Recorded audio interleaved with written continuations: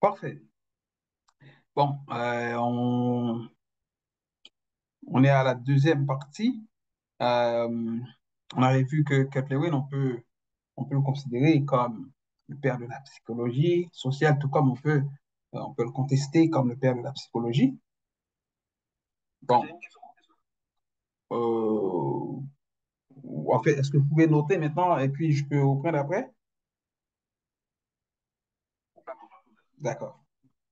Vu que j'ai déjà commencé. Donc, bien. Euh, Maintenant, on avait vu le rôle d'un psychologue social. Donc, on avait vu aussi l'objet euh, de la psychologie sociale. L'objet de la psychologie sociale, je ne sais pas si Francky peut avancer. On est au slide 9, Francky. Donc, l'objet de la psychologie sociale, il s'agit d'étudier le comportement de l'individu, qu'il soit considéré comme un acteur, un élément d'une organisation, un agent, un membre d'un petit groupe. Et on verra que la différence qui existe entre les petits groupes, les grands groupes, les groupes primaires, les groupes secondaires, les groupes tertiaires, les différents types de groupes, les foules. Donc, dans le cours qu'on aura sur la dynamique des groupes. Donc, juste pour vous dire, tout dépend de la taille du groupe, tout dépend de la taille du groupe, tout dépend du phénomène qu'on va pouvoir euh, qu'on va pouvoir étudier. Mais non, t'es au bon endroit, Francky. Bon, et bien, bon, on est aussi je crois qu'on a parlé de tout ça. On a vu l'importance de Kurt Lewin, qu'on accorde à Kurt Lewin, donc, comme l'un des fondateurs de la psychologie sociale, notamment euh, pour sa théorie des champs, qui est très important en psychologie sociale. La semaine dernière, on avait vu l'expérience de triplet. Donc, maintenant, je crois qu'on avait vu aussi la conclusion de triplet. Maintenant, on est au point où l'on va essayer, euh, au slide 15, de définir la psychologie sociale. Donc, la psychologie sociale, selon Baron et Bird, est cette discipline qui étudie la façon par laquelle le comportement et les sentiments ou les pensées sont influencés par la présence d'autrui, sont influencés ou déterminés par le comportement et les caractères des autres. Donc, les autres constituent un élément important dans la définition de soi. Dans la psychologie sociale, il est important de comprendre que l'individu seul, c'est comme, pour reprendre la pensée de Karl Popper, c'est juste une abstraction. C'est-à-dire l'individu n'existe qu'en groupe. Et toute la portée de la psychologie sociale, c'est cet accent qu'elle va mettre sur l'importance de l'individu dans les groupes, mais comment le groupe est important pour l'individu, ou comment l'individu participe à modifier les structures des groupes, ce qu'on appelle les leaders influents, et comment aussi des groupes participent à euh, modifier, à façonner le comportement d'un leader ou le comportement d'un membre du groupe. Donc, autant que le groupe peut influencer un individu, autant que l'individu peut influencer le groupe. D'ailleurs, il est important de mentionner que entre l'individu et le groupe, il existe ou il existerait un rapport récursif. En bon créole, on dirait rallye menevini, c'est-à-dire autant que le groupe influence l'individu, autant que l'individu influence le groupe, et cela se fait de manière récursive et incessamment. Donc, ça, c'est aussi un point très important. Donc, la psychologie sociale comme domaine qui analyse aussi, on peut voir la psychologie sociale comme un domaine qui analyse la façon dont les comportements, les cognitions, c'est-à-dire les pensées, mais aussi les affects, les émotions de l'individu sont influencés par le comportement et les caractéristiques des autres. Donc, comme vous pouvez voir ici, il y a une main invisible qui symbolise dans le PowerPoint, Frankie PowerPoint 16. Euh, il y a une main invisible qui symbolise la société, son pouvoir d'influence sur les autres. La société participe, en d'autres mots, je vais le dire comme Edgar Morin. Chaque individu est habité par ce que Edgar Morin appelle un tout social. Tout T-O-U-T, grand T. Le tout social, ce que Edgar Morin appelle le tout social, c'est-à-dire, c'est comme si chaque individu est une société individualisée. Quand vous voyez un individu qui vient, je ne sais pas d'où il vient, de Greenland, de Texas, de Dakar, de Caire, de Port-au-Prince, de Jacmel, écoute, je ne sais pas, de la Chine, de la Russie, de Sibérie, en fait, peu importe la provenance de l'Ukraine, de Gaza, d'Israël, bref, peu importe la provenance de l'individu porte en lui sa société.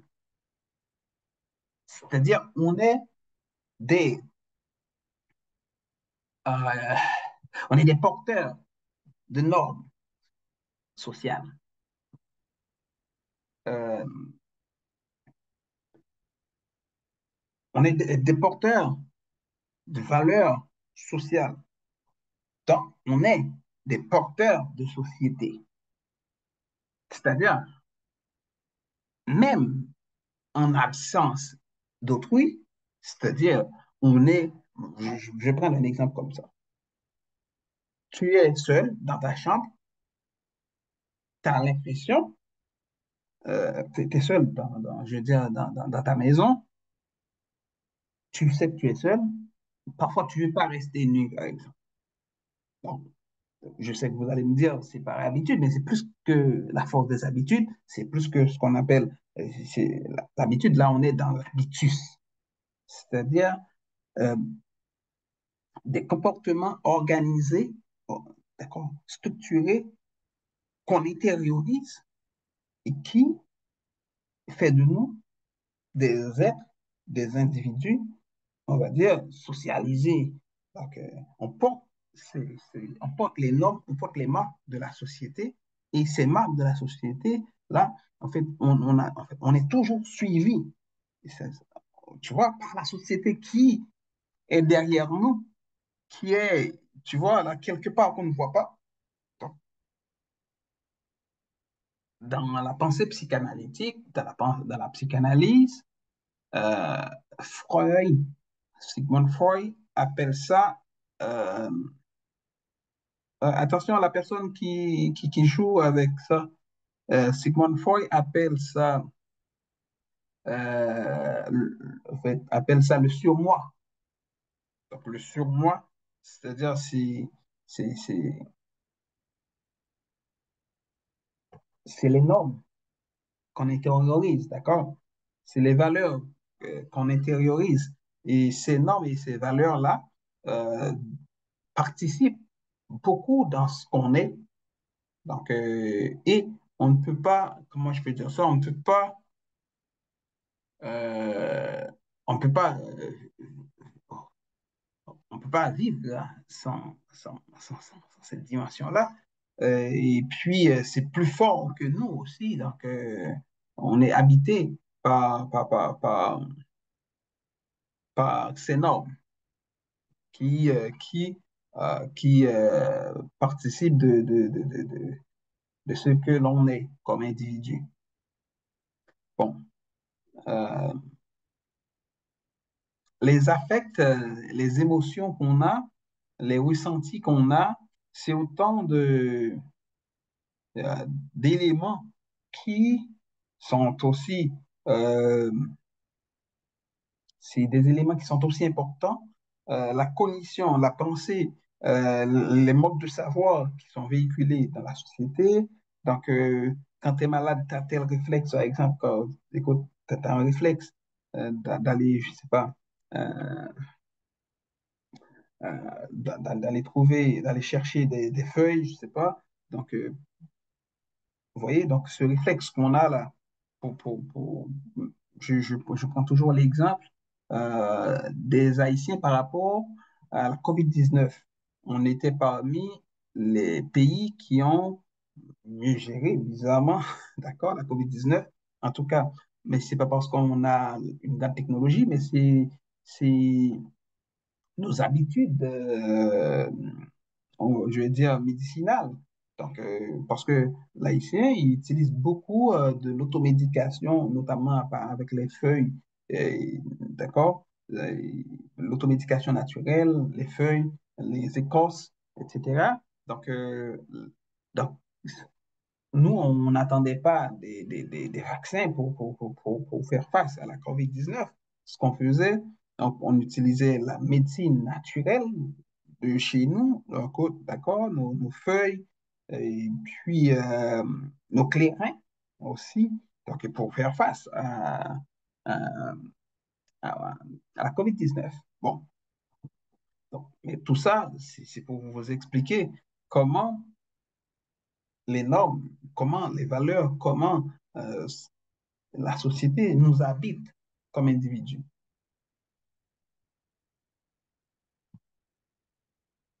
Selon Serge Moscovici, la psychologie sociale est la science du conflit. La science du conflit entre la société et l'individu. C'est-à-dire pour Serge Moscovici, qui est l'un des grands noms de la psychologie sociale, l'individu est constamment en conflit avec la société. Parce que l'individu essaye d'aller dans sa direction et la société, tout le temps, essaye de ramener l'individu dans sa propre direction. Ce qu'on va avoir comme pratique dans la société, ce qu'on va avoir comme culture dans la société, ce qu'on va avoir comme manière de faire de la société dépendra de l'équilibre entre ces actions, entre ce que l'individu veut, ce que l'individu impose et ce que la société veut, ce que la société impose. Donc, il est important d'étudier ou de comprendre dans la perspective de Serge Moscovici la psychologie sociale comme une discipline qui étudie comment l'individu arrive à se positionner par rapport aux contradictions sociales. C'est-à-dire, la société est une société qui a ses normes, mais aussi qui a ses contradictions. On vous oblige plein d'affaires, on vous oblige plein, en fait, c'est une manière de vivre, mais parfois on ne vous donne pas les moyens. On ne vous en donne pas les moyens et l'individu essaie parfois de s'adapter. Mais parfois, regarde ce qui se passe, par exemple, avec ce qu'on appelle la délinquance. En fait, c'est un phénomène mondial, le phénomène de délinquance. Donc, et la plupart du temps, c'est pour ça, moi, je trouve que la psychologie sociale est très, très importante, mais ça nous permet de comprendre le déséquilibre qu'il y a entre ce que certains groupes veulent, ce que certains individus veulent, et ce que la société, comme un tout compact veut. Mais au-delà de ça, c'est que l'individu, même si, même s'il a des désirs, même s'il veut parfois autre chose, même si il est en contradiction avec la société, avec sa communauté, mais n'oublie pas, l'individu porte en lui une part de cette communauté. Et la société peut décider, donc si vous ne voulez pas rentrer dans, on va dire, dans cette ligne, vous serez classé de délinquant, de terroriste, de gang armé, etc., etc. Bon, euh, d'où l'objet de cette science, c'est-à-dire la psychologie, dans cette dynamique, s'occupe de tous les phénomènes ayant trait à l'idéologie. À l'idéologie, c'est-à-dire la psychologie sociale, c'est avant tout l'étude des idéologies. Comment les imaginaires sont fabriqués dans les sociétés. Comment les gens arrivent à croire dans Père Noël, les gens croient en Père Noël. C'est une question d'idéologie. Comment les gens arrivent à croire euh, je ne sais pas, mais que ouais, absolument, merci. Donc, qu'un jour, ils vont aller dans les cieux, ils vont déguster de bons plats, de bons petits plats dans les cieux. Donc, donc, c'est ça. Bon, merci beaucoup. Non, mais des gens, ils croient, mais d'autres gens, par exemple, et ils croient que, ah, écoute, moi, je crois qu'ils ont, eux, on va dire ça, Antonio, on va dire comme ça. Ils ont une autre image un peu plus, je dirais, imagine, il y a même ceux qui croient qu'ils vont avoir 7 femmes au paradis, par exemple. Bon, écoute, et ça, c'est des gens qui rêvent grand, en grand. Bon, mais des gens y croient pertinemment, des gens qui croient aussi que, par exemple, écoute, on peut, il faut, pour changer la société, il faut des élections. Tu vois, c'est la question d'idéologie parce que on est formé à l'idée que, écoute, pour que ça marche, il faut qu'il y ait des élections. Écoute, il y a des pays qui n'ont pas d'élections et que ça marche et qu'il n'y a pas de gang dans la rue. On est d'accord. D'accord? Écoute, il y a des pays qui n'ont pas d'élections et que les gens mangent à leur faim. D'accord? Donc, écoute, si vous parlez, mettons, je vous donne un exemple. Si vous dites que mais, il serait intéressant d'avoir un roi en Haïti, je dis ça comme ça. Tout le monde vous dit, mais non, ça n'a aucun sens. Pourquoi vous dites ça? Écoute, Haïti, on ne peut pas avoir un roi, etc., etc. Donc, quand vous dites à la personne, mais au Maroc, il y a un roi. En Angleterre, il y a un roi. OK. Ah, c'est vrai, mais oui. Bien sûr, il y a un roi au Maroc. D'accord? Donc, juste pour vous dire que c'est une question d'idéologie. Donc, on va dire que, écoute, il faut être démocrate, mais est-ce qu'on peut, est-ce que c'est vrai, si on est démocrate, on sera mieux comme peuple? Mais l'exemple est que Haïti a choisi une démocratie, mais il y a une démocratie que l'Occident veut imposer à Haïti, et ça n'a jamais marché. Donc, du coup, la démocratie, ça ne marche pas. Donc, écoute, est-ce qu'il y a autre chose qu'on peut essayer? Je ne sais pas. Mais ce qui est sûr, c'est que, juste pour vous dire que ce n'est pas une question de démocratie, de non-démocratie, de, comment, d'autres modèles, en tout cas, de démocratie parlementaire, de démocratie populaire, de démocratie royaliste. Euh, bref, ce qu'il y a, c'est que c'est l'idéologie, c'est qu'on vous fait croire que ça doit être comme ça, et si ce n'est pas comme ça ne va pas marcher. Mais pourquoi ça marche pour certains, c'est pourquoi ça ne marche pas pour certains. Mais on ne va pas vous dire que c'est parce qu'il y a un groupe de pays qui, à un moment, ont exploité toute la richesse des autres et qui ont choisi de faire la République dominicaine un pays merveilleux où ils implantent des industries. D'accord? Il y a ce qu'on appelle en République dominicaine. C'est pour ça. C'est-à-dire la réponse que les gens, quand on se pose la question, pourquoi en République dominicaine c'est comme ça? Pourquoi chez nous c'est comme ça? En République dominicaine, ce qu'on appelle la communauté internationale, ou si vous voulez, on va les appeler comme ça, euh, le capitalisme international a injecté ce qu'on appelle de l'argent. Il y a le capital international qui a été investi en République dominicaine.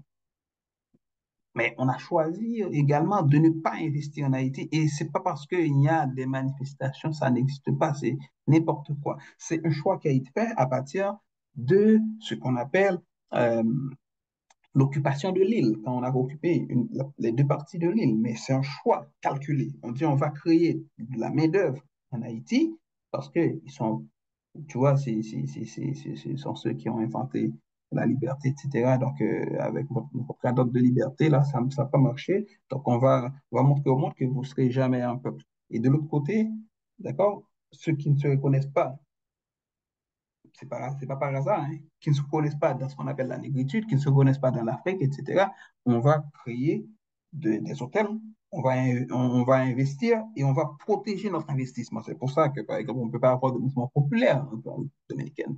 Juste pour vous dire que c'est un choix calculé, mais c'est la psychologie sociale qui va vous permettre de comprendre ça, qui va vous permettre de comprendre le positionnement d'Haïti par rapport à ça, mais qui va vous permettre de comprendre pourquoi, par exemple, au lieu d'avoir un seul con, parce qu'on avait toujours un con à la tête de l'État, on n'avait pu rien faire, on pouvait rien faire. Maintenant, on a 9 cons à la tête de l'État.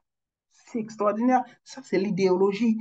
Parce que il y a des gens qui pensent pour vous, qui disent, écoute, mais s'ils ont 9 personnes, ils vont croire que ça va changer plus rapidement. Et à un moment de la durée, donc, il y a euh, une sorte de dissonance cognitive. On ne se rend pas compte quand on a avalé le médicament, mais on a avalé et on va mourir. Donc, on a eu 9 personnes à la tête de l'État. Donc, jamais vu. Donc, ça, c'est la liste. Écoute, c'est la psychologie sociale qui va vous permettre de comprendre ça. Pour que ça soit possible, il y a eu il y a une communication, d'accord? On vous fait croire, écoute, il y a un conseil, il y a un conseil, il y a un conseil, un conseil, un conseil, un conseil, écoute, transition, transition, transition, il faut des transitions, il faut transition. On le répète tellement là, et l'idéologie, il n'y a pas d'idéologie sans médias.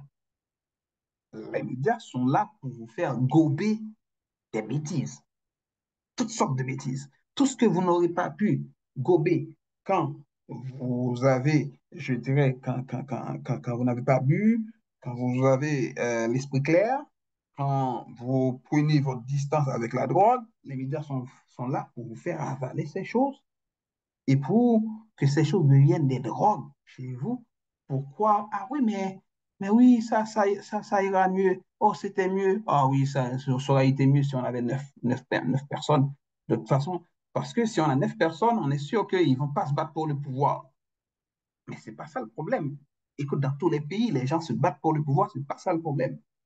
Le problème, c'est que est-ce que celui qui est au pouvoir, il est là pour régler pour gérer la chose publique.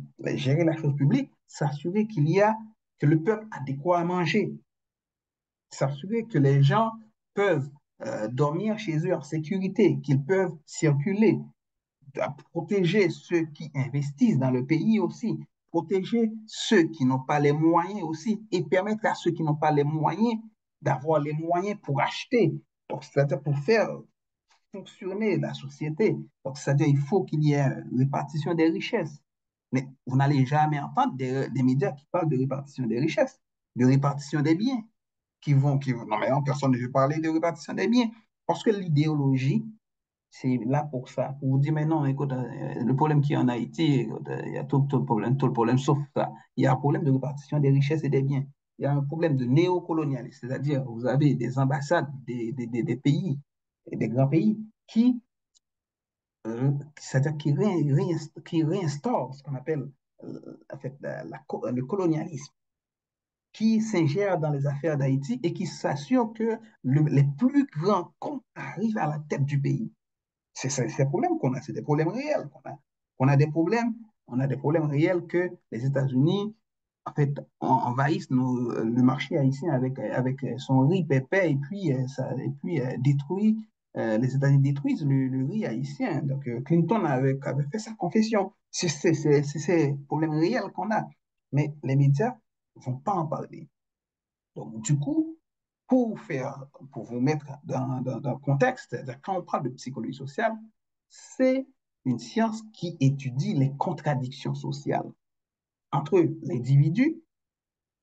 individus et la société. Donc, en se focalisant naturellement sur l'idéologie, ça étudie l'idéologie, comment forme-t-on l'esprit, comment forme-t-on l'imaginaire, comment colonise, on arrive à coloniser l'imaginaire des gens, à leur faire croire que, par exemple, les États-Unis, c'est un paradis. Jusqu'à ce que, par exemple, il y a tonton Biden qui a accepté qu'on aille voir ce paradis. Et puis, les gens ont été déçus. Bon, certains n'ont pas même pas eu le temps d'être déçus. Et puis, écoute, on vous dit, écoute, on vous donne jusqu'à 30 avril pour rentrer chez vous. Donc, juste pour vous dire, c'est quoi ça?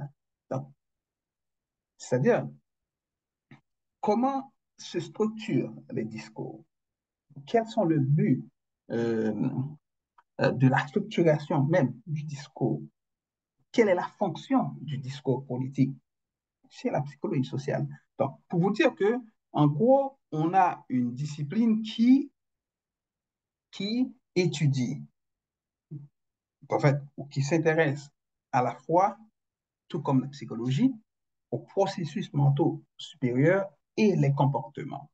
Donc, qui est la définition même de la psychologie? La psychologie, c'est la science qui étudie les processus mentaux supérieurs et les comportements. Et dans ce qu'on appelle, dans ce que fait la psychologie sociale comme discipline, on va dire, de spécialisation en psychologie, s'intéresse à l'influence d'un acteur sur un groupe ou comment un groupe peut influencer un acteur, comment le simple fait d'être en présence de quelqu'un, même si cette personne ne parle pas, ne dit pas un mot, cette personne ou cet autre peut facilement influencer l'individu lambda.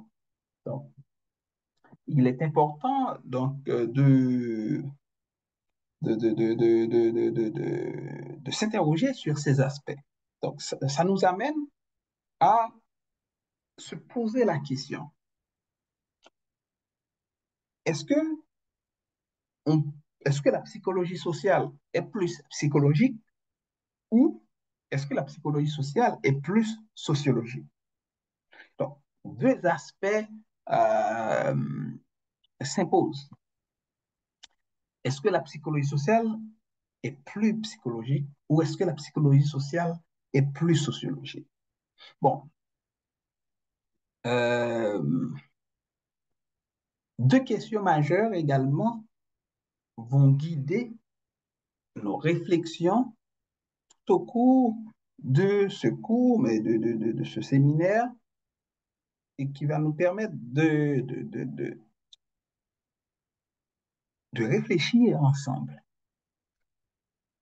sur l'avenir de cette science en Haïti, mais l'avenir aussi de l'université en Haïti.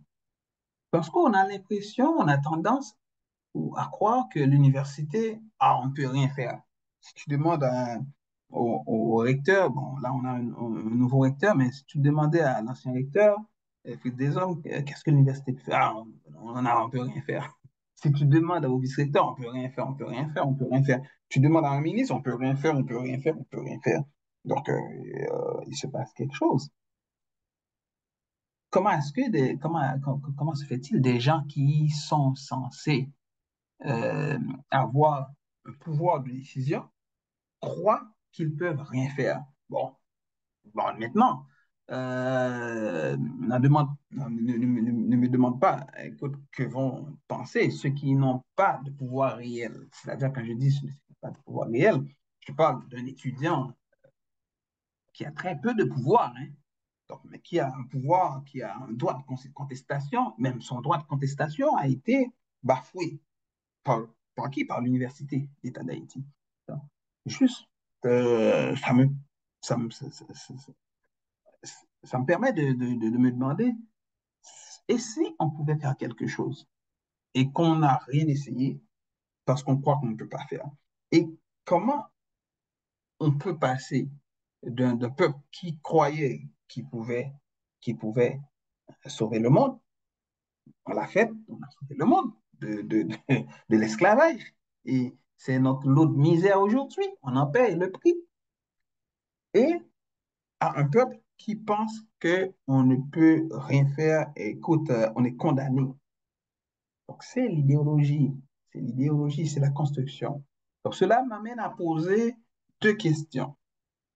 En quoi les processus mentaux supérieurs, les états mentaux et comportements influencent-ils le contexte social dans lequel euh, ils se développent et se réalisent? Et la deuxième question est, en quoi les processus mentaux, états mentaux et comportements sont-ils influencés par le contexte social? C'est-à-dire, comment l'individu, à travers tout ce qu'il représente, c'est-à-dire des choses qu'on peut voir et qu'on ne peut pas voir, c'est-à-dire les processus mentaux supérieurs de l'individu, et les structures de sa pensée, sa cognition sociale, ses affects et son comportement, comment à partir de ça, il, il peut influencer l'espace, l'environnement, et comment le contexte social aussi peut influencer ces éléments chez l'individu. C'est deux grosses questions. Ces deux questions vont nous guider tout au long du cours. Je ne demande pas à ce que vous trouviez là des réponses. C'est pas ça l'intention. L'intention, c'est plutôt euh, de regarder et de questionner, d'observer auprès de vous, de lire aussi les textes et peut-être à la fin du cours de pouvoir produire une synthèse, de pouvoir réfléchir, du moins de mieux structurer votre pensée par rapport à tout ça. Donc, ça nous amène à ce schéma,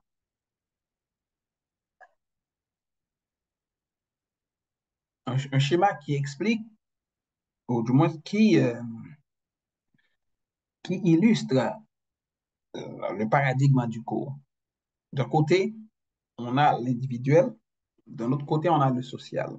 Et si vous regardez, vous verrez que il y a le cercle, non, pas le cercle, il y a la flèche, pardon, comment, qui sort de l'individu vers le social, mais aussi il y a une flèche qui sort du social vers l'individu.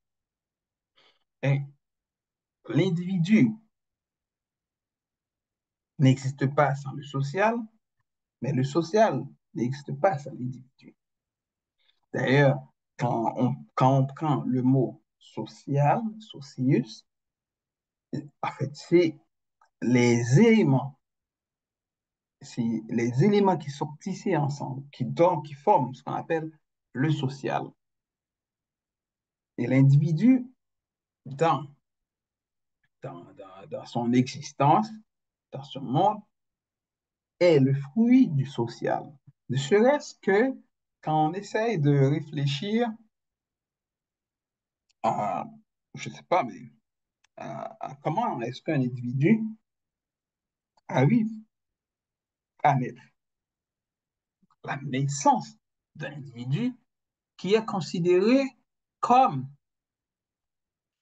euh, c'est un phénomène extraordinaire, la naissance d'un individu. En fait, est-ce que vous réfléchissez, est-ce que vous avez déjà réfléchi comment est-ce que vous êtes venu au monde? Ah, écoute, écoute, ne me dis pas que c'est pas la vertu du Saint-Esprit que votre mère, que vos mères sont tombées enceintes. Je ne crois pas que j'ai des étudiants qui sont nés par la vertu du Saint-Esprit ici. Bref, vous êtes nés d'une manière ou d'une autre, bon, du moins, c'est ce que je veux quoi? Dans un rapport sexuel. Bon, un rapport sexuel, c'est un rapport social. On est d'accord avec moi. Un rapport sexuel est d'abord et avant tout, dans les bonnes conditions. Un rapport social. Bon, je veux faire comme si qu'on était dans un monde correct. C'est-à-dire, il y a un homme avec une femme ils ont eu des discussions. En tout cas, nous sommes de cette génération-là. On n'a pas été, on n'est pas des couveuses. Donc, on est des gens, des hommes et des femmes qui ont eu des relations, d'accord? Enfin, nos pères, d'accord? Nos pères, nos mères ont eu des relations. Et puis, écoute, on est né. On est né même à travers le social et l'individuel. C'est-à-dire deux individus qui se mettent ensemble, d'accord?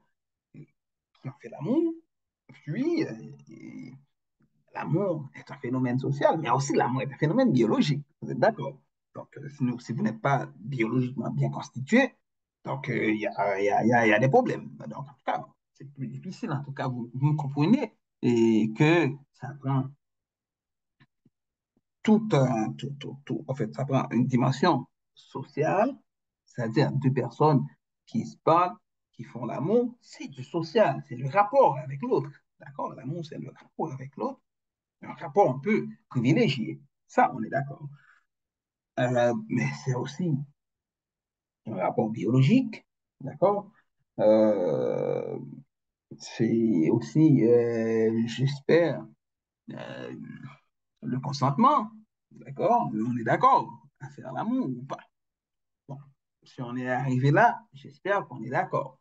Bon, maintenant, écoute, biologiquement, donc je n'ai pas besoin de vous faire une leçon biologique. Donc, le sperme de de nos pères, etc.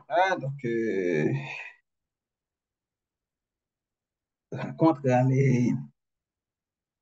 les ovules de nos mères et il se passe quelque chose d'extraordinaire. La vie est née.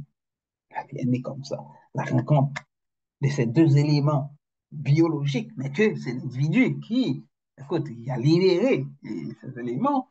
Donc, pour qu'on soit aujourd'hui là, c'est-à-dire l'individu, l'individuel est découlé du social, tout comme le social est découlé des deux. Mais quand aussi à un niveau plus large, on a aussi un individu qui est en train d'enseigner à un groupe d'étudiants. C'est encore le rapport individu-société, etc. Donc, cet individu, par exemple, parle une langue, et cette langue, l'individu ne l'a, l'individu, le professeur, il ne l'a pas appris seul. Il l'a appris quelque part, dans la famille, à l'école, avec des amis, etc. Donc, c'est-à-dire, c'est la société qui enseigne à l'individu cette langue. Donc, pour vous dire que le social et l'individuel, pardon, est toujours en relation. Et il s'agit d'une relation constante, interminable. Interminable. Et puis, les deux, les deux entités euh, sont interdépendantes l'une de l'autre. L'individu ne peut pas fonctionner sans la société et la société n'existe pas sans l'individu. Et on ne peut pas imaginer l'un sans l'autre. D'ailleurs, c'est, ils sont, ils sont inextricablement liés. La production, en fait, produire la société, c'est l'individu qui produit la société, qui dicte des normes. Sauf que il arrive un moment où, dans l'histoire de l'humanité, dans l'histoire des sociétés, des communautés, La société dépasse l'individu. Parce que vous allez être d'accord avec moi, la société n'est pas la somme des individus. La société, c'est la dynamique qui se dégage du rapport, des rapports que les individus s'entretiennent entre eux. Donc, du coup, parler du social, quelque part, c'est parler des individus dans une relation, on va dire, conflictuelle ou harmonieuse, parce qu'il faut voir conflit non pas seulement comme quelque chose de négatif, mais il faut voir conflit comme des contradictions, d'accord? Des gens qui croient, des gens qui ne croient pas, des gens qui ne croient pas. D'accord? On l'avait vu avec la religion en Haïti. Tous ceux qui croyaient beaucoup, beaucoup dans tout ce que racontaient les pasteurs, d'accord? Les pasteurs qui disaient qu'ils pouvaient faire des miracles. Vous voyez avec les gangs. Écoute, c'est les gangs qui font des miracles. Attention. Donc, moi, écoute, moi, j'ai grandi dans cette société où on croyait que les pasteurs pouvaient faire des miracles. Mais les gangs, en fait, ils ont démontré que si la société ne met pas de balises, si la société n'est pas structurée, si on n'investit pas dans l'éducation des jeunes, il ne faut pas investir dans l'Église, il faut investir dans l'éducation des jeunes. Il faut investir dans l'éducation des femmes. Il faut investir dans l'éducation des personnes qui habitent les quartiers populaires. Si vous n'investissez pas dans l'éducation, si vous dites que l'éducation coûte trop cher, vous allez voir combien coûte l'idiotie, combien coûte les aboutis, combien coûte le fait de ne pas former des gens qui sont capables de réfléchir, des gens qui sont capables de construire la communauté ensemble, des gens qui comprennent ce que ça veut dire une communauté. Qu'est-ce que ça veut dire le fait qu'on soit haïtien, le fait qu'on soit haïtien, qu'est-ce que ça veut dire? Donc, si vous voulez toujours croire que Dieu peut faire quelque chose, Dieu peut changer, tant mieux. Mais moi, je crois que l'éducation, il faut investir dans l'éducation primaire, l'éducation secondaire, l'éducation supérieure, donc l'éducation universitaire, l'éducation professionnelle. Il faut que les jeunes doivent avoir des professions. Bref, juste pour vous dire que il faut construire la société, il faut construire le social. Il faut, c'est-à-dire, on ne peut pas croire que ça va se faire de par lui-même. C'est- écoute, il ne faut pas croire que écoute, cette construction, ça va se faire de par elle-même. Non, non, pas du tout, pas du tout. Ça prend des investissements dans des communautés, ça prend des investissements dans des organismes qui facilitent le vivre ensemble. Quand je dis le vivre ensemble, c'est un concept, d'accord, attention, c'est-à-dire, fait, parce qu'on est en train de vivre là, d'accord, c'est-à-dire de vivre ensemble, c'est-à-dire comment... Oui, c'est ça. Donc, c'est juste, en fait, c'est un concept qui existe, d'accord? Et vous me pardonnez le fait de l'utiliser. Donc, mais comment est-ce que je peux, pour- pourquoi je dois faire mon cours en respectant les étudiants. Je dois m'assurer de lire pour faire le cours, je dois le préparer, etc. Les étudiants aussi doivent préparer. Ça facilite et le fait de vivre en fait, notre monde. Donc, l'harmonisation sociale. Bon, euh, en gros, je peux dire que euh, on est, en fait, on est pris, l'individu est pris dans ce qu'on appelle le social comme courant qui le draine quelque part, mais aussi la société parfois est à contre-courant de l'individu et parfois l'individu aussi, il y a des individus aussi qui, les leaders d'opinion, les leaders de pensée, donc, qui aussi orientent la société. Donc, c'est la coexistence permanente de ces deux entités, c'est-à-dire la coexistence, pardon. Les deux sont, c'est des si à moi quelque sorte. Donc, les deux sont condamnés à vivre ensemble, à être ensemble et à former donc, ce que j'appelle un hologramme.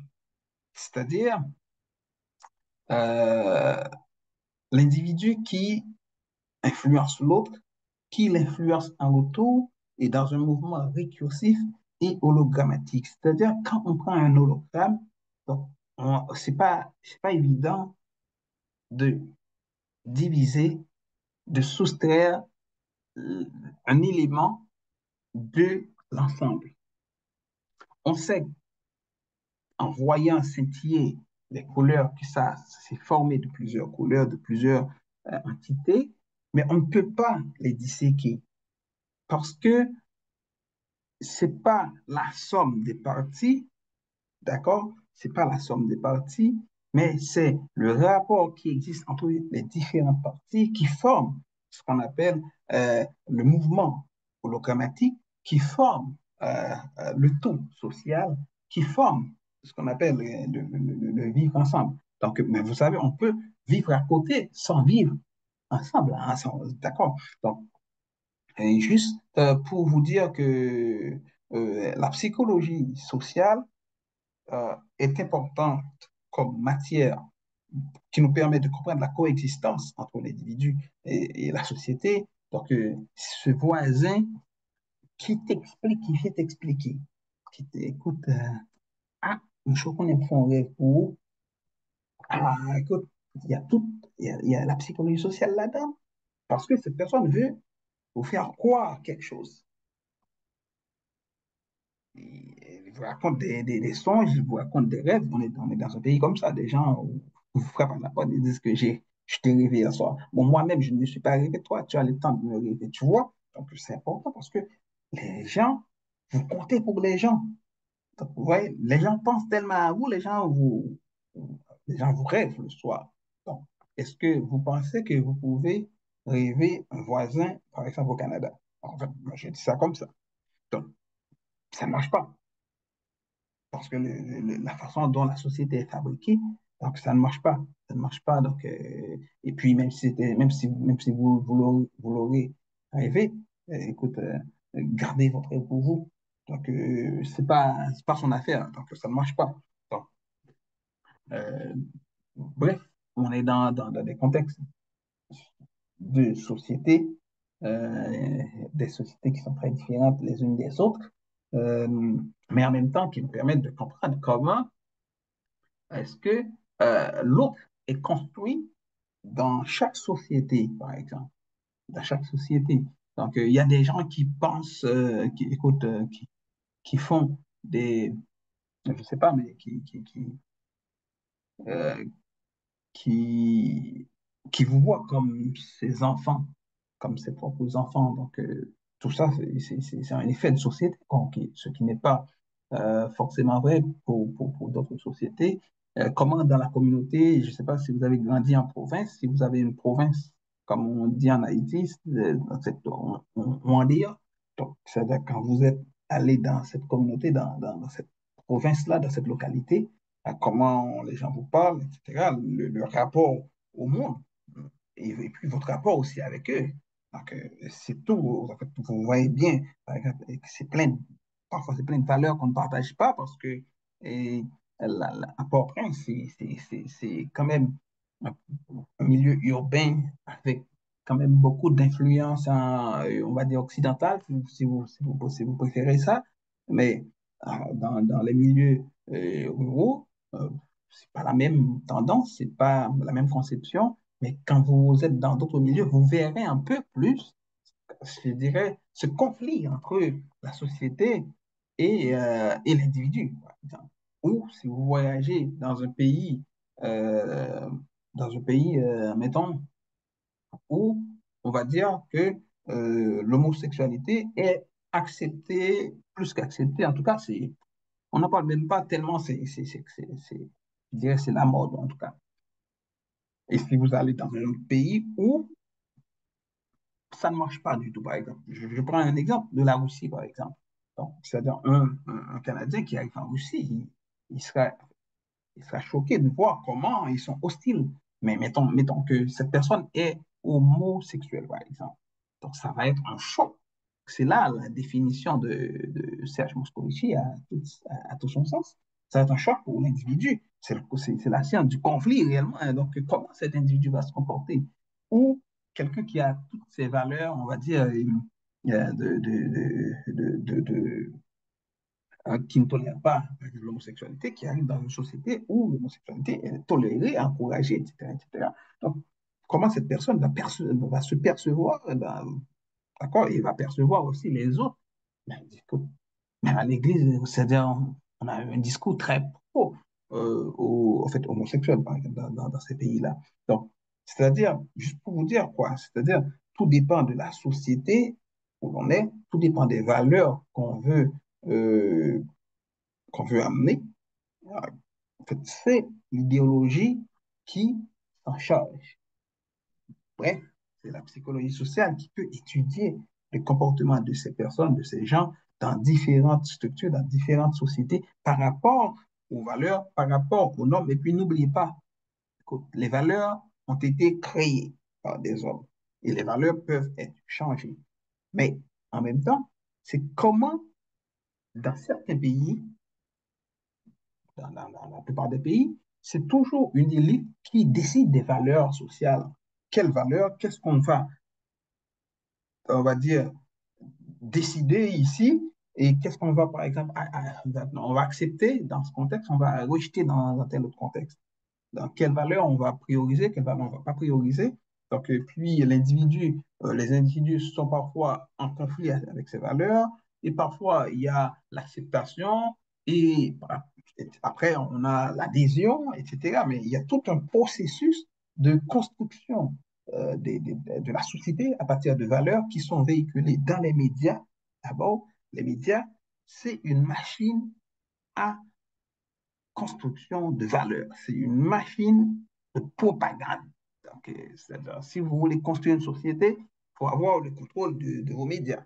Donc, pas comme on fait en Haïti, là, on achète juste un téléphone et puis on devient journaliste une fois qu'on a un compte TikTok ou un compte YouTube.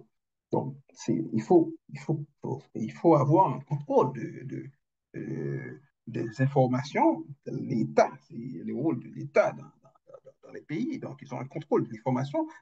Les pays qui se disent très démocratiques, par exemple le Canada, c'est un pays où l'on censure l'information. Il n'y a pas un pays qui censure l'information plus que le Canada. C'est fou hein, de voir comment le Canada censure l'information. C'est-à-dire, n'importe qui ne parle pas à la radio, n'importe qui ne dit pas. C'est-à-dire, on censure qui a le droit de parler et de porter une parole. Donc, c'est fou, mais les États-Unis, c'est pareil. Bon. Les États-Unis, il y a aussi mais vous savez, généralement, c'est une. Bon, je vais vous donner un exercice à faire dans le cadre de ce cours. Prenez n'importe quelle information sur Haïti. Je vais vous donner ce travail à faire. J'aimerais ça. J'aimerais vraiment que vous le fassiez. Et vous allez sur les médias canadiens, les journaux, par exemple, vous allez voir que tout le monde répète la même chose. C'est bizarre. Écoute, il n'y a pas de nuance. C'est fou, il n'y a pas de nuance. Tout le monde répète la même chose, la même chose, la même chose, la même chose, la même chose. Et ceci, presque copier-coller. Je dis, mais ça m'étonne, moi, quand je dis, mais écoute, mais on me dit que c'est de la démocratie. Je pensais que quelqu'un aurait pu prendre les distances, aller questionner, aller s'interroger pour qu'on mieux comprendre. Ah, mais non, dans la démocratie, on ne s'interroge pas pour mieux comprendre. Dans la démocratie, il y a une vision. Et puis, tout le monde marche avec ça, et puis parfois la tête baissée, là. Donc, les pays les plus démocratiques, ce pas les pays où les gens se posent des questions sur ce qui se passe. Moi ça m'étonne quand des Américains, des Canadiens, des Français me parlent d'Haïti. Ils parlent comme des gens qui n'ont jamais été à l'école. Ils ne peuvent même pas comprendre. Ils peuvent rien comprendre, tout ce qu'ils comprennent. Haïti pour un pays, le pays le plus pauvre. Je dis, mais vous racontez ça, vous répétez ça, vous êtes sûr? Est-ce que vous croyez comprendre ce que vous êtes en train de répéter? C'est quoi vous avez étudié sur Haïti? Qu'est-ce que vous n'avez jamais lu? Vous n'avez rien lu? C'est où vous avez entendu ça? Ah, c'est sûr. À la radio, on dit que c'est le pays le plus pauvre. Je dis, ah, ok, ok, ok. Donc, mais moi, j'ai entendu aussi, écoute, c'est des pays qui exploitent de la richesse des autres, mais je mène des recherches si je comprends. Juste pour vous dire que le pouvoir des médias dans la construction du social, dans la construction du discours, du narratif, parce qu'il y a un narratif qui est construit. Il y a un narratif. Quand on parle d'Haïti, on va dire ça. Quand on parle de la République dominicaine, on va parler de belles plages. Quand on va parler d'Haïti, on va parler des problèmes. Et puis, quand on va parler de Cuba, on va parler d'une île pauvre, etc. Mais il y a tout un construit. Ça a été orchestré. On ne va pas parler comme ça de la Jamaïque, par exemple.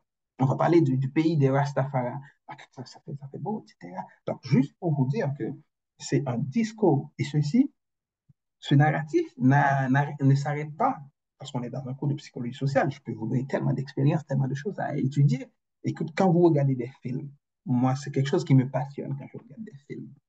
Et puis, il y a une scène, par exemple, sur un pays non occidental. C'est-à-dire, on était dans un film américain, français, canadien, ou, vous voyez, belge, etc.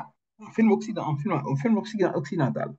Et puis, quand il y a une scène qui est filmée soit en Haïti, en République dominicaine, dans les Caraïbes ou à la Martinique, bref, en tout cas, dans un pays, dans un coin du monde non occidental, rapidement, on change la couleur, l'arrière-plan. Euh, ça change. Ça change généralement en orange. Un peu. C'est fou, mais c'est vrai. Vous pouvez aller faire l'expérience. Tandis que euh, les scènes qui ont été filmées en Occident, généralement, il y a un bleu. Le bleu qui inspire, en fait, sans le dire, c'est paisible. Et le jaune, un peu orange, un peu orangé, d'accord? C'est un peu chaud, exotique, mais un peu sale aussi. Mais ça a été construit dans le cinéma comme ça, pour que des gens, quand ils voient ça, ils ont l'air que c'est chaud, mais c'est sale, c'est laid, c'est pas propre. Mais c'est pas vrai quand on s'en va dans les pays, on voit, c'est très bleu aussi, avec un beau ciel. D'accord? Donc, je pense là, moi, je viens de Saint-Marc avec les belles plages des côtes des Acadiens. Donc, c'est jamais orange comme on présente Haïti, c'est toujours bleu, plus beau que tout ce que je vois, moi, au Canada ou aux États-Unis ou en France ou dans l'Europe. C'est extraordinaire. Mais ça, on ne va pas le valoriser dans le cinéma parce que ce qu'il faut comprendre, parce que le cinéma est un outil utilisé par l'autre pour se construire. Donc, si vous voulez qu'on parle bien de vous, il faut construire votre cinéma, il faut construire votre cinéma, construire votre discours sur Haïti. Donc, ne faites pas comme les autres, là. Ne parle pas mal de ton pays. Il faut parler en bien de votre pays. Ça ne veut pas dire que il ne se passe pas des choses. D'accord? Dans tous les pays, il se passe des choses. Écoute, moi, je vous le dis, la guerre des gangs, il y en a au Canada. Il y en a même dans la ville où j'habite. Donc, sauf que, en fait, l'État prend des mesures pour, on va dire, diminuer, en tout cas pour contenir ça et puis pour gérer ça et puis pour qu'on n'en parle pas non plus trop pour que les touristes, il faut pas faire peur aux touristes. Mais tandis que nous, là, on parle tout le temps mal du pays pour que les gens ont peur d'aller en Haïti. Donc, même quand la situation était quand même bonne, en tout cas. Bon, bref, en gros, c'est pour vous montrer toute l'importance de la portée de la psychologie sociale. Bon, et puis, le statut d'autrui, donc, dans la psychologie sociale, en fait, la psychologie sociale s'intéresse aussi à l'importance et au statut particulier d'autrui. Donc, et on verra les 3 points de vue importants par rapport à ça donc, au prochain cours. Donc, s'il y a des questions, je vais prendre les questions maintenant. Et puis, mais ça a été quand même un plaisir, ça a été vraiment un plaisir en fait, de discuter avec vous. Donc, s'il y a des questions, je vais prendre les questions maintenant. S'il n'y a pas de questions, on va dire à la prochaine. Est-ce qu'il y a des Et questions? bonsoir, professeur. OK, je vais prendre les questions. Oui, attends, je vais prendre les questions sur Google Meet. Oui, après, je vais sur Zoom. Oui, D'accord. oui, Google Meet. Oui. C'est qui? C'est Perry? Oh, OK, Perry. Attends-moi, je note. Oui. Oh, Faki, est-ce que tu pourrais noter pour moi, s'il te plaît? D'accord, oui. Oui, d'accord.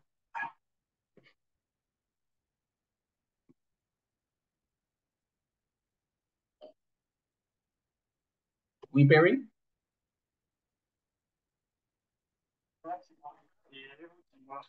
Bonsoir, Perry.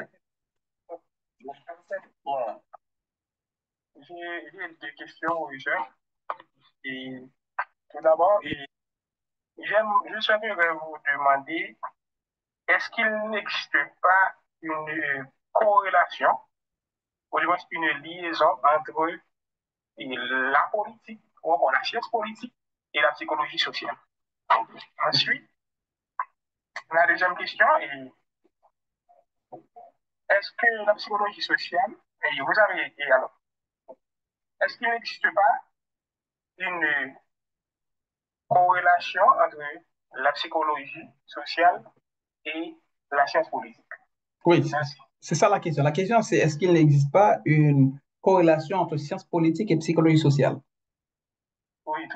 Merci beaucoup. Merci beaucoup. Donc, est-ce que je réponds? Ouais, je réponds rapidement et puis après, on prend l'autre question. Au fait, Perry Hans, merci beaucoup pour la question. C'est une très, très bonne question. J'aime beaucoup la question, mais je vais te répondre avec, avec une réponse de Serge Moscovici. Serge Moscovici nous dit parler de la psychologie sociale et parler de la psychologie politique est un pléonasme parce que la psychologie sociale est, selon lui, parce qu'il y avait tout un débat entre la différence qui existe entre psychologie sociale et psychologie politique. La psychologie sociale, il dit parler de la psychologie sociale et parler de la psychologie politique, c'est un pléonasme parce que cela revient du pareil au même. Donc, pour dire que euh, c'est peut-être la méthode qui peut être différente, la façon d'aborder, l'approche, mais quand on est dans la psychologie sociale, on est dans la psychologie politique d'une certaine manière.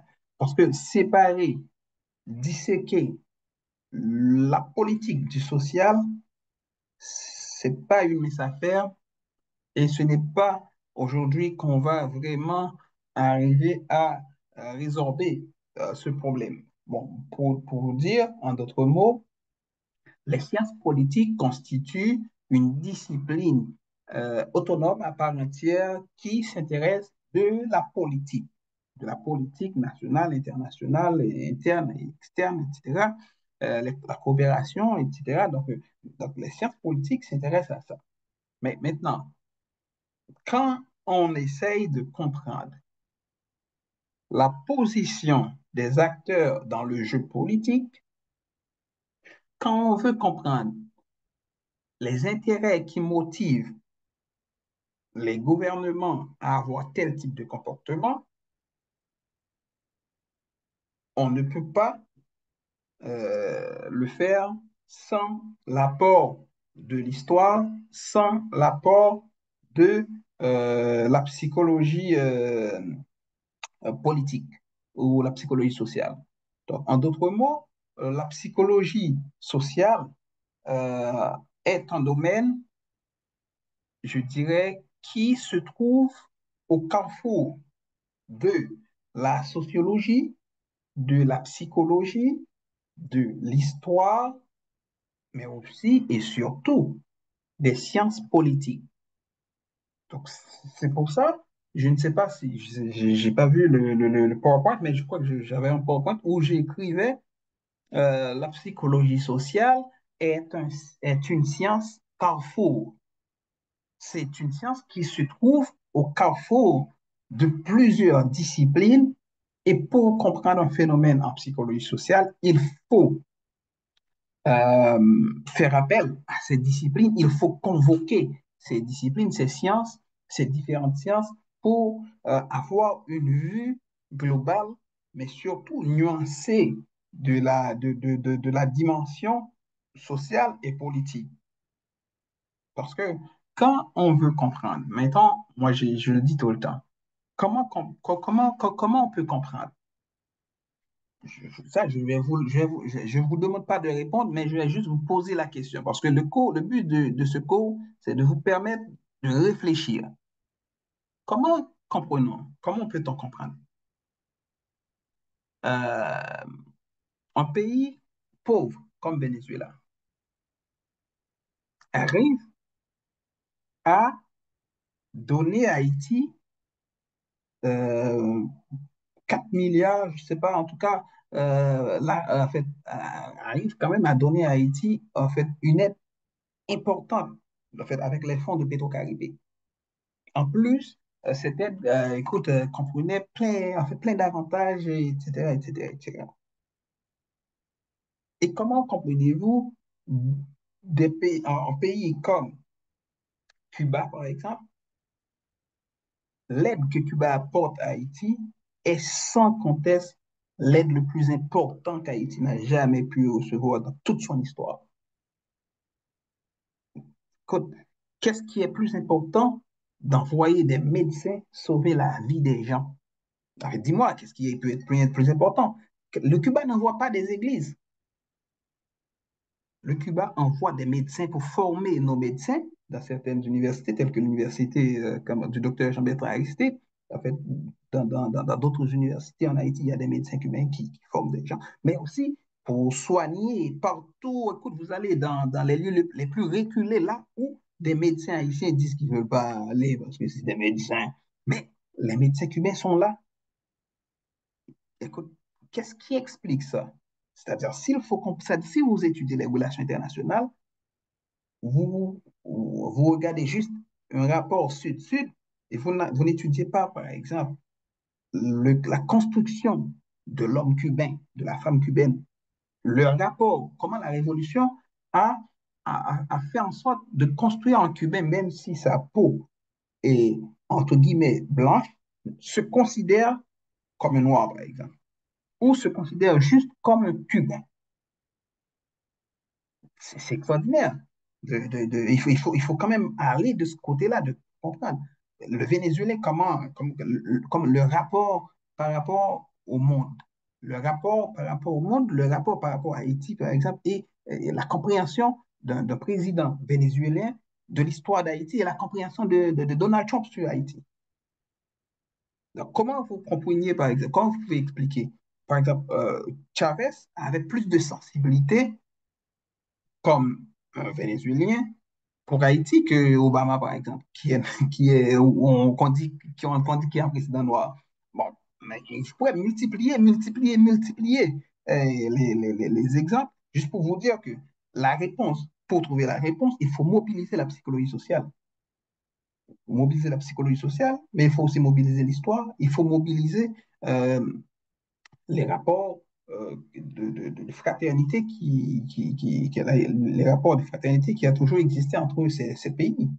Donc, juste pour vous dire, comment se fait-il un pays comme la Russie a été toujours un grand pays, mais la Russie n'a pas colonisé d'autres pays.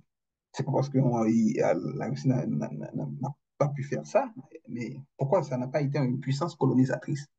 Donc, si vous pensez que c'est les sciences politiques qui pourraient vous aider à comprendre ça, vous êtes hors de la plaque. Il faut mobiliser la psychologie sociale, la question d'idéologie, la question de Dieu. Vous voyez? Donc, qu'est-ce qui explique? Bon, je vais en finir. Juste, Terry Hans avec une dernière question. Bon, tu vois, ouais, c'est moi qui pose maintenant les questions. Qu'est-ce qui explique que les pays où, qui se disent chrétien, là où l'on parle de Jésus, Christ, et toute sa gang, Jésus, Marie, Joseph, toute sa gang, c'est les pays esclavagistes, des pays colonisateurs esclavagistes par excellence. Moi, j'aimerais bien comprendre ça. Donc, juste pour vous dire que la question d'idéologie, c'est pas une question. on va dire qu'on doit prendre à la légère.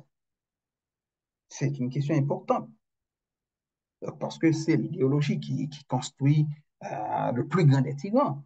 Donc, c'est l'idéologie aussi qui construit le plus grand des révolutionnaires. Donc, si vous donnez de l'éducation euh, sans idéologie, vous pensez que ça marche? Non, ça ne marche pas. Et l'éducation même, d'accord, est une forme d'idéologie et c'est aussi une arme pour combattre les idéologies. Bon, j'espère que j'ai répondu un peu à votre question, Perry Hans. Donc, on va prendre la question sur Zoom avant de finir. Alors, il y a trois autres personnes Allô, bonsoir, professeur. Oui, oui, après. Oui, oui, oui. Mais Francky, si tu me permets, je vais prendre la question de la personne oui, qui est sur Zoom. John Et Miller. après, c'est Ralph, ok, oui. Et après, on va prendre Oui, les autres questions sur Teams après. Oui. Ralph Attan.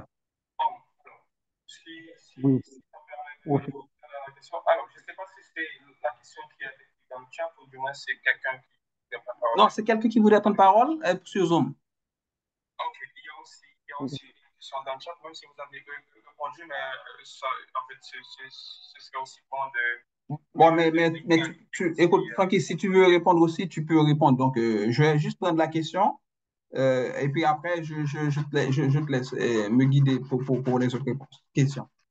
Oui, allô? Oui, Zoom? Allô, professeur. Tout à l'heure, vous avez parlé, C'est qui? C'est vous qui? avez Est-ce que tu peux t'identifier? c'est Johnny Hiller, c'est Johnny Hiller. Ok, Johnny, il est OK.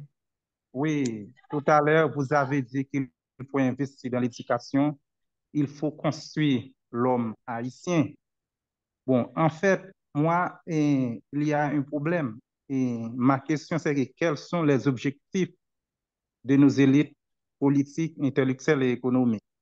Je pense qu'ils sont travaillés pour réduire Haïti dans son plus simple expression, on dirait. Parce que c'est avec eux qu'on doit construire les nouvelles valeurs, investir dans l'éducation, construire le cinéma, etc. Mais je ne vois pas comment on peut sortir avec cette élite-là. C'est ma question. OK. OK. Francky, est-ce que tu aurais préféré qu'on réponde à toutes les questions ou bien qu'on les prenne toutes et puis après, je donne une seule, en fait, je donne les réponses? Non, OK, OK, mais je vais être je vous promets d'être moins, en fait, moins long. Et puis, toi aussi, si tu veux ajouter, en fait, tu peux m'arrêter pour ajouter. Bon, bon, moi, je crois que, comme Johnny Hilaire, tu as posé la question, tu as répondu à la question. Moi, j'adore les questions comme ça, Hilaire. Donc, d'abord, Hilaire, quand on parle d'élite, je ne sais pas si tu as eu la chance de lire La vocation de l'élite de Jean-Pierre Mars. Ce problème-là que tu es en train de poser, il l'avait déjà posé. Il l'avait déjà posé depuis le XXe siècle, que l'élite en Haïti. Bon, parce que pour moi, il n'existe pas une élite haïtienne. Alors, et ça, on peut faire tout un débat dessus. Donc, l'élite en Haïti, on a des intellectuels haïtiens, mais on n'a pas une élite haïtienne. D'accord? On n'a pas une élite économique, on n'a pas une élite sociale, on n'a pas une élite culturelle haïtienne. En fait, ça, c'est mon point de vue. Euh, Moi, ce que je pense, c'est que l'élite en Haïti, c'est une élite qui a supplanté, qui a remplacé les colons et qui croient aujourd'hui, c'est eux les colons. Et que c'est eux les colons qui continuent à maintenir ce qu'on appelle la domination et à se considérer comme supérieurs et ils n'ont rien fait, par exemple, pour améliorer le sort de la masse, par exemple. Et la deuxième caractéristique ou le deuxième problème de cette élite, c'est que cette élite n'est pas une élite nationale. C'est-à-dire, cette élite ne se reconnaît pas dans les valeurs de la nation haïtienne. Donc, un autre problème qui se pose dans l'élite, c'est que euh, l'élite, dans tous les pays du monde, c'est que l'élite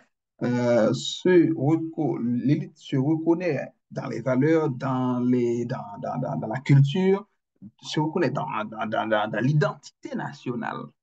Donc, on a une élite qui, si vous faites l'histoire de l'élite, vous allez voir à un moment de la durée, enfin, et ceci, c'est là encore, c'est l'occupation américaine, et pour beaucoup, et ça a été bien pensé, de nous envoyer une élite, c'est-à-dire de nous exporter, de nous importer une élite plutôt, une élite importée qui, écoute, qui se voit généralement, si vous regardez par exemple la configuration de l'élite haïtienne, ne vous posez pas de questions, allez dans les magasins, vous verrez chacun des magasins est un consulat. Cela dit tout. C'est des gens qui représentent l'intérêt d'autres pays, d'accord, qui ne représentent pas l'intérêt d'Haïti. Et tout le désordre a commencé par là. Donc, ce pas des gens qui se reconnaissent dans la couleur noire, c'est pas les gens qui se reconnaissent. D'ailleurs, ils se marient entre eux. Donc, écoute, donc, rien que pour qu'ils ne partagent pas la richesse. Donc, en plus de ça, ils n'ont construit, en fait, l'élite n'arrive pas à construire des universités. C'est une élite qui n'investit pas dans l'université, qui n'investit pas dans les hôpitaux, donc qui préfère armer les jeunes. Donc, vous voyez maintenant le résultat. Donc, c'est une élite. Moi, j'ai honte de parler de cette élite, de cette élite. Moi, ne serait-ce qu'en essayant de parler là de cette élite, j'ai envie de vomir. Je vous dis sincèrement. Donc, je ne peux même pas citer leur nom, c'est honteux. Donc, euh, maintenant, si vous me demandez quel est l'objectif des élites, les élites, écoute, écoute, Haïti, c'est un pays de transit. D'accord? C'est un pays où ils ramassent la richesse et ils envoient dans les banques étrangères. Et après, quand ils investissent dans les sécurités, on bloque leur argent au Canada, en France. Comment expliquez-vous, par exemple, quelqu'un qui est, je dirais, propriétaire, en tout cas, et, comme vous dites, membre d'une élite en Haïti, et puis on l'accuse en fait, de participer, en fait, on l'accuse de l'association malfaiteur et de blanchiment d'argent, mais aussi on l'accuse de financement des gangs armés. Et on vous dit qu'on a saisi sa maison au Canada ou en France ou aux États-Unis, et puis on a bloqué son compte en banque, et c'est des milliers de dollars que ces pays profitent pour bloquer, pour utiliser à leur compte. Bon, bref, pour dire quoi, c'est que on peut parler d'une élite en Haïti, mais on ne peut pas parler d'une élite haïtienne. Ça, c'est ma conception d'intellectuel.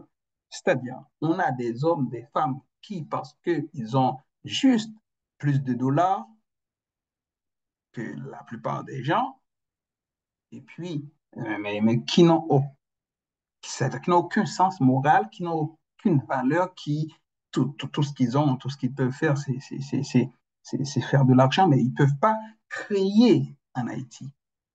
Vous regardez pour voir la plupart des membres de l'élite, c'est juste des commissionnaires. Quand je dis commissionnaires, c'est-à-dire ils ont un autre blanc dans un autre pays, vous voyez, qui, eux, ils représentent dans des zones, dans des zones franches, dans des affaires comme ça, mais ce pas des gens qui créent, d'accord? On n'a pas une élite qui participe à la production nationale. On a quand même, d'accord, on ne peut pas jeter l'enfant avec son eau de bain, on a quand même des jeunes qui ont tenté de faire certaines choses. Mais regardez qu'est-ce qui s'est passé. Je vais vous donner un autre exercice à faire si vous voulez réfléchir. Entre 2021 et 2024-25, regardez combien de jeunes hommes, de jeunes femmes d'affaires, des jeunes, c'est-à-dire issus de la masse, qui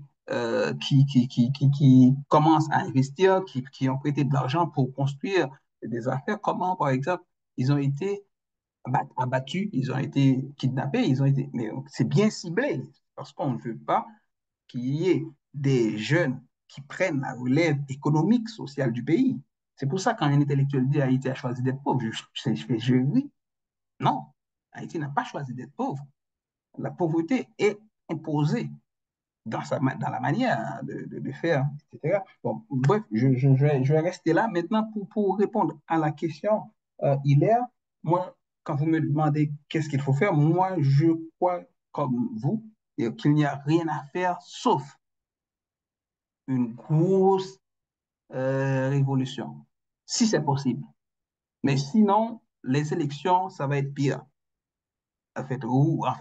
Enlever ces neuf, ces neuf petits voyous qui sont aux commandes là. Et mettez-en neuf encore, mais neuf de plus.